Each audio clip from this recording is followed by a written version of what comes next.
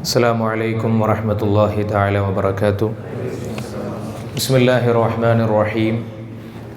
الحمد لله رب العالمين. الصلاة والسلام على سيد المرسلين وعلى آله وصحبه أجمعين وبعد.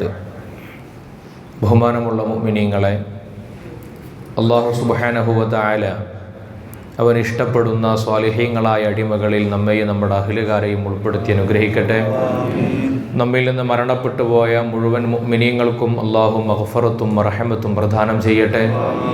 അനേകം ആളുകൾ ദുആ കൊണ്ട് ഏൽപ്പിച്ചവരുണ്ട്. പ്രത്യേകിച്ച് അസുഖം കൊണ്ട് ബുദ്ധിമുട്ടുന്ന, കടം കൊണ്ട് വലയുന്ന ധാരാളം ആളുകൾ. അള്ളാഹു എല്ലാവരുടെയും എല്ലാ പ്രയാസങ്ങളെയും ദൂരീകരിക്കട്ടെ.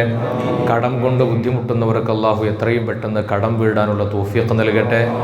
വിവാഹവുമായി ബന്ധപ്പെട്ട് വളരെ പെട്ടെന്ന് ശരിയാകാൻ വേണ്ടി ദുആ ചെയ്യാൻ ഒരു സഹോദരൻ ആവശ്യപ്പെട്ടിട്ടുണ്ട്. അള്ളാഹു അവരുടെ എല്ലാ പ്രയാസങ്ങളും നീക്കി ഹൈറായ വഴികൾ അവർക്ക് തുറന്നു കൊടുക്കട്ടെ. ആമീൻ യാ റബ്ബൽ ആലമീൻ. ബഹുമാനമുള്ള മുഅ്മിനീങ്ങളെ, പരിശുദ്ധമായ റജബ് മാസം നമ്മളോട് വിട പറയാനിരിക്കുകയാണ്. പുണ്യമായ ശഅബാൻ മാസമാണ് നമ്മിലേക്ക് കടന്നു വരുന്നത്. ശേഷം പരിശുദ്ധ റമദാനിനെയും നമുക്ക് വരവേൽക്കാൻ കഴിയണം. അല്ലാഹു തൗഫീഖ് നൽകട്ടെ. നമ്മളെല്ലാവരും മനസ്സിലാക്കിയതുപോലെ വരുന്ന ഞായറാഴ്ചയാണ് 19-ാം തീയതി മിഅ്റാജിൻ്റെ നോമ്പ്.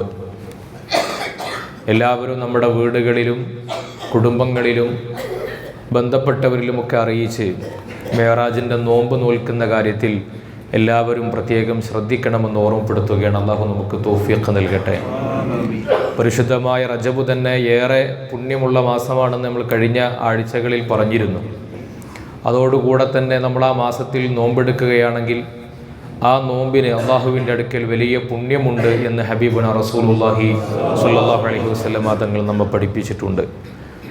മഹാന്മാരായ കർമ്മശാസ്ത്ര പണ്ഡിതന്മാർ അവരുടെ ഗ്രന്ഥങ്ങളിലൊക്കെയും പരിശുദ്ധമായ റജബ് മാസത്തിലെ നോമ്പിൻ്റെ ശ്രേഷ്ഠതകളെക്കുറിച്ചും മിഅ്റാജിൻ്റെ നോമ്പിനെക്കുറിച്ചുമൊക്കെ പ്രതിപാദിക്കുന്നതായിട്ട് നമുക്ക് കാണാം.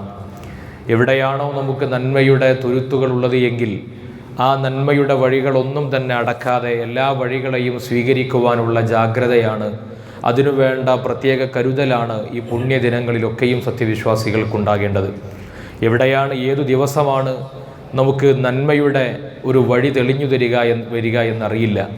പ്രത്യേകിച്ച് മിഅ്റാജ് എന്ന് പറയുന്ന ആ പദത്തിനെക്കുറിച്ച് തന്നെ നമ്മൾ വിശകലനം ചെയ്താൽ അത് നബി സല്ലല്ലാഹു അലൈഹി വസല്ലമ തങ്ങളുടെ ജീവിതത്തിലെ വളരെ പവിത്രമായ, വളരെ നിർണായകമായ ഒരു ചരിത്ര സംഭവമായിരുന്നു ഇസ്രാഇൻ്റെയും മിഅ്റാജിൻ്റെയും ആ യാത്ര.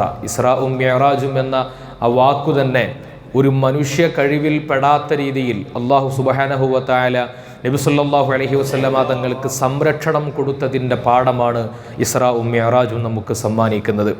നബി സല്ലല്ലാഹു അലൈഹി വസല്ലമ തങ്ങൾ മക്കയിൽ ജീവിച്ചിരുന്ന കാലത്ത് ആകെ താങ്ങും തണലുമായി കൂടെയുണ്ടായിരുന്നത് ഖദീജ ബീവി റളിയല്ലാഹു അൻഹയാണ്, അബൂ ത്വാലിബ് എന്നവരാണ്. രണ്ടുപേരും ലോകത്തോട് വിട പറയുന്ന ഒരു കൊല്ലം, ആമുൽ ഹുസ്ന്, ദുഃഖവർഷം എന്ന് ചരിത്രം രേഖപ്പെടുത്തിയ വേദനാജനകമായൊരു വർഷം.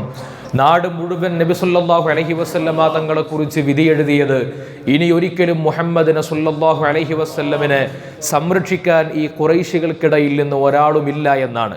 ഇനി നബി തങ്ങളെ കൊണ്ടുള്ള പ്രയാസങ്ങൾ ഖുറൈശികൾക്കുണ്ടാകില്ല എന്നവർ കണക്ക് കൂട്ടിയ സമയത്ത്, ഇനി ഒരിക്കലും നബി തങ്ങൾക്ക് അതിജീവിക്കാൻ കഴിയില്ല എന്ന് പലരും കരുതിയ സമയത്ത്, അപ്രതീക്ഷിതമായ വഴിയിൽ ഇലാഹിൻ്റെ മാത്രം കരുത്തോടുകൂടി പടച്ച റബ്ബിൻ്റെ മാത്രം സാധ്യമാകുന്ന സംരക്ഷണത്തിൻ്റെയും സന്തോഷത്തിൻ്റെയും ആനന്ദത്തിൻ്റെയും വഴിയൊരുക്കി കൊടുത്തതാണ് ഇസ്രാഇൻ്റെയും മിഅ്റാജിൻ്റെയും ആ സന്തോഷകരമായ രാത്രികൾ.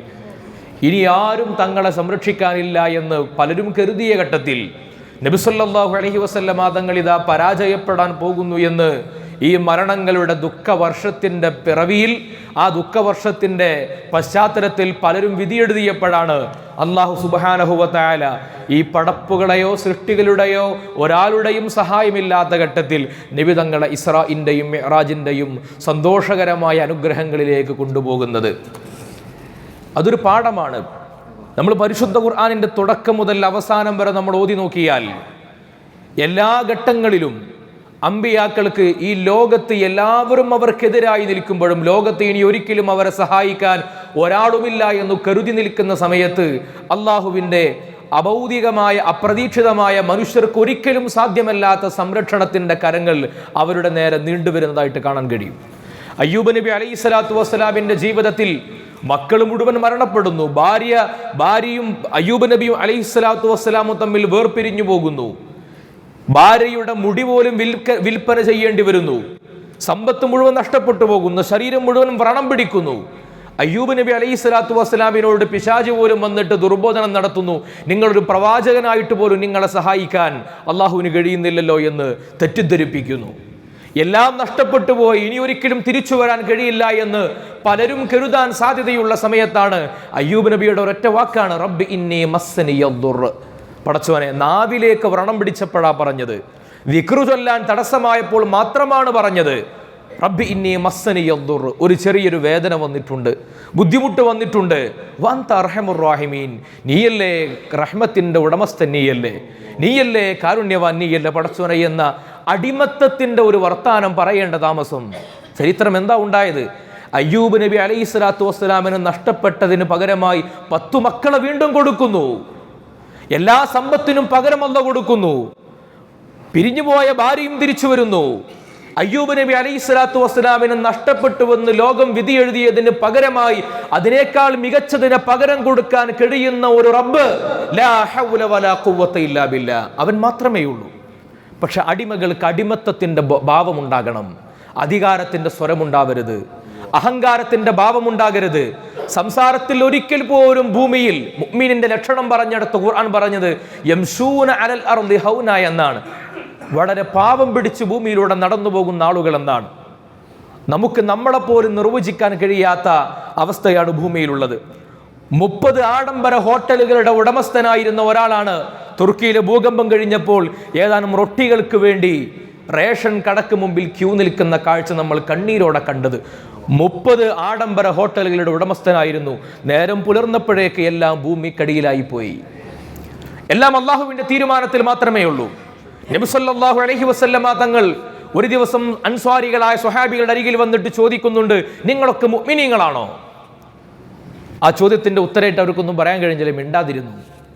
അല്പം കഴിഞ്ഞപ്പോൾ ഒരാൾ പറഞ്ഞു, നഅം യാ റസൂലല്ലാഹ്, ഞങ്ങളൊക്കെ മുഅ്മിനീങ്ങളാണ്.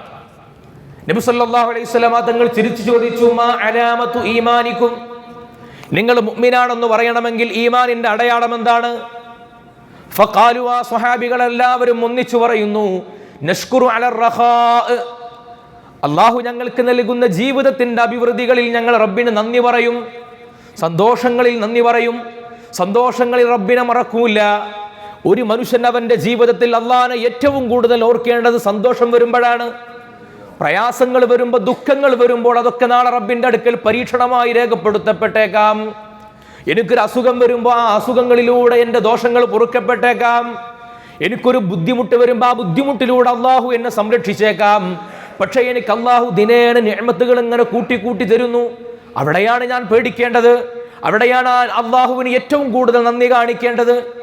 പക്ഷെ ലോകത്ത് അള്ളാഹു അനുഗ്രഹങ്ങൾ ചെയ്യും തോറും നമ്മൾ നന്ദികേടിലായിക്കൊണ്ടിരിക്കുമെന്നാണ്. അത് ഖുർആൻ തന്നെ പറഞ്ഞതാണ്.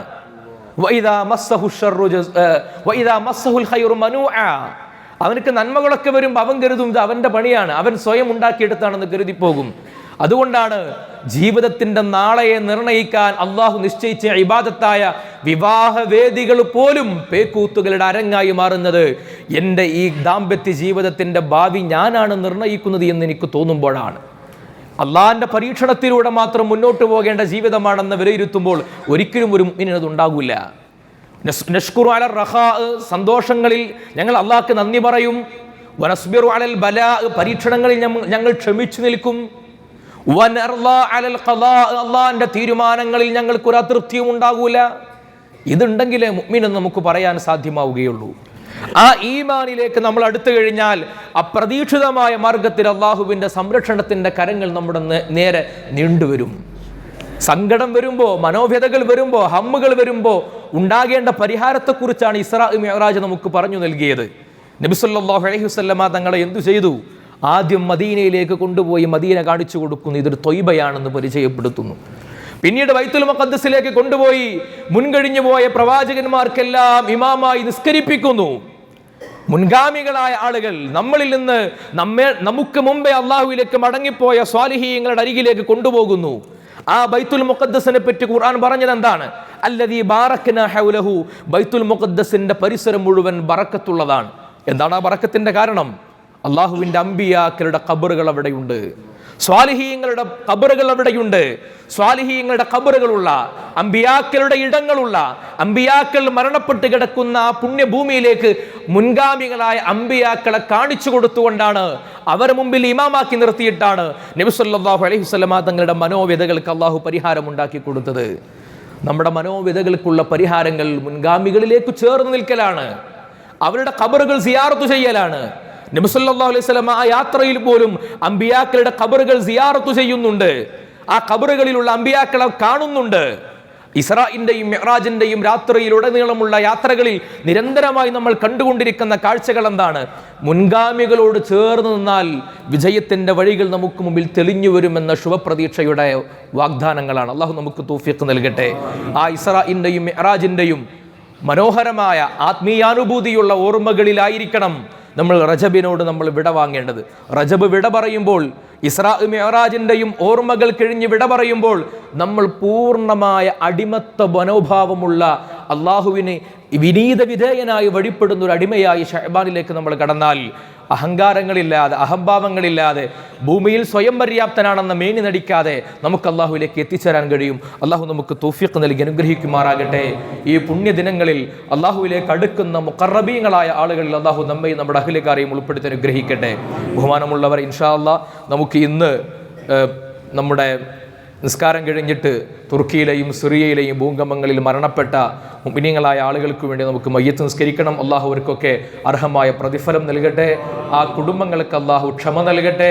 അത്തരം പരീക്ഷണങ്ങളിൽ നിന്ന് അള്ളാഹു നമ്മയും നമ്മുടെ നാടിനെയും നാമുമായി ബന്ധപ്പെട്ട മുഴുവൻ സത്യവിശ്വാസികളെയും അള്ളാഹു സംരക്ഷിക്കട്ടെ.